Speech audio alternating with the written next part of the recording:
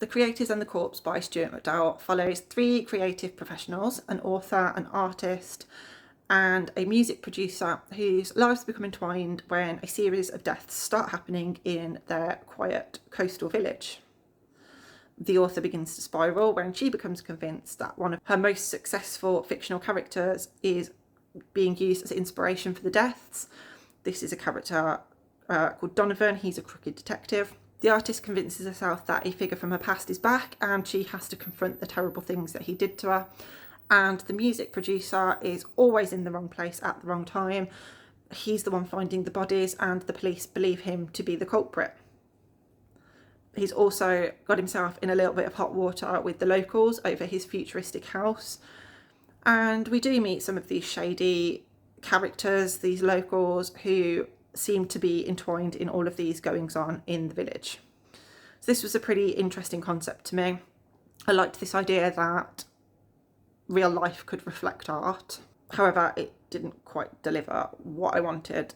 So the setting is really vivid, and the way the author describes the location that the book is set in is really successful.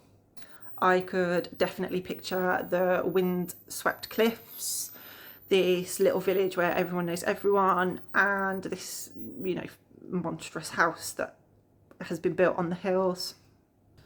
The 3 main characters are pretty interesting too, how each of them brings a different perspective to the story, but I did find that a lot of the book was spent deep diving into their past and their own personal struggles, which just slowed the whole thing down a little bit. Although the history of the characters is somewhat relevant to the plot, I do feel like we should have maybe remained more in the present, and that the plot would have flowed much better if we had stayed with the current events rather than looking at everything that happened to them in the past. It also let me down somewhat on the connection between the 3 creatives other than just their circumstances. In the end, it turned out that the only way that they were connected was the fact that they all lived in this village, that they lived in the same place. It also felt like the plot was entirely too predictable and there wasn't really any kind of twists. What should have been the twist was introduced far too early and ended up just making a large portion of the book feel a bit irrelevant.